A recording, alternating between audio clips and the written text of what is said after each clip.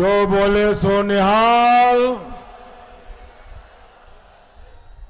होशियारपुर दी इस धरती ते आए हुए सारे ही भैनों अते भराओ, वाहेगुरु जी का खालसा, वाहेगुरु जी की फतेह। गुरुओं और पीरों की इस पावन धरती को मैं श्रद्धापूर्वक नमन करता हूं। भाइयों और बहनों, बीते 5 वर्ष में आपके सहयोग से केंद्र की एनडीए सरकार ने देश को शक्तिशाली बनाने, देश को समृद्ध बनाने, गरीबी कम करने के लिए पूरी ईमानदारी से काम किया है। बीते 5 साल में ऐसे ऐसे फैसले लिए गए हैं जो पहले कभी कोई सोच भी नहीं सकता था। यही कारण है कि आज देश कह रहा है, फिर एक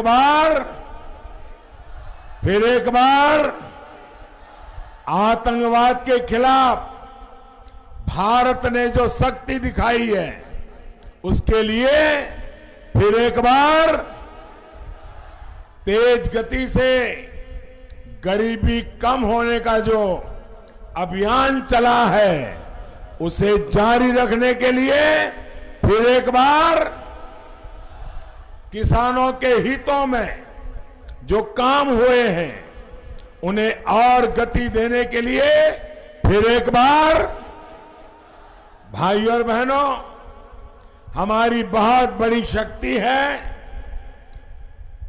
हमारा गुरुओं का दिया ज्ञान, हमारी आस्था, हमारा अध्यात्म। इसके प्रचार प्रसार के लिए भी हमने निरंतर प्रयास किया है। चाहे गुरु गोविंद सिंह जी की 350वीं जयंती का जश्न हो, या फिर गुरु नानक देव जी की 550वीं जन्म जयंती, पूरे विश्व में इसको मनाया जा रहा है। यह संत रविदास जी की तपोस्थली में हमारी सरकार ने अनेक सुविधाएं विकसित की थी।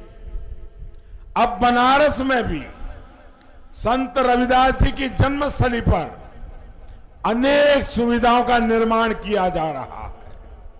साथियों, आस्था से जुड़े इन कार्यों के बीच हमें यह भी याद रखना जरूरी है कि कांग्रेस ने हम सभी के साथ कैसा बर्ताव किया है। साथियों, बंटवारे के समय सिर्फ कुछ किलोमीटर के फासले से हमारी श्रद्धा का केंद्र, हमारे करतारपुर साहब को हमसे छीन लिया गया। कांग्रेस की इस ऐतिहासिक गलती के कारण ही पाकिस्तान को हमारी भावनाओं से खेलने का मौका मिला है। बेशर्मी तो यह है कि जब हमने करतारपुर कॉरिडोर को लेकर के एक उपाय खोजा, तो कांग्रेस के दरबारी नेता पाकिस्तान की ही तारीफ करने लग गए। कांग्रेस की यही राजनीति है जिसने देश में पाकिस्तान को बढ़ावा दिया है, पाकिस्तान द्वारा फैलाए जा रहे आतंक को बढ़ावा दिया है। साथियों, याद रखिए, ये वही कांग्रेस है जिसने देश के पूर्व फौजियों को वन रैंक वन पेंशन के नाम पर धोखा दिया। 40 साल से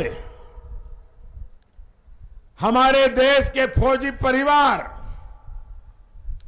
वन रैंक वन पेंशन की मांग कर रहे थे। ये मीठी मीठी बातें करते थे, 40 साल तक लटकाए रखा। और जब मैंने पूर्व सैनिकों का रेवाड़ी में एक बहुत बड़ा कार्यक्रम किया और मैंने वहां घोषणा की कि बीजेपी की सरकार बनेगी, एनडीए की सरकार बनेगी, मैं वन रैंक वन पेंशन लागू करूंगा, तो कांग्रेस वाले डर गए। उनको लगा ये तो मोदी है, करके रहेगा। तो उन्होंने क्या किया, लोगों की आंख में धूल झोंकने के लिए जो अंतरिम बजट आया, इंटरिम बजट आया, उसमें 500 करोड़ रुपए डाल करके ऐसी घोषणा कर दी, वन रैंक वन पेंशन हो गया।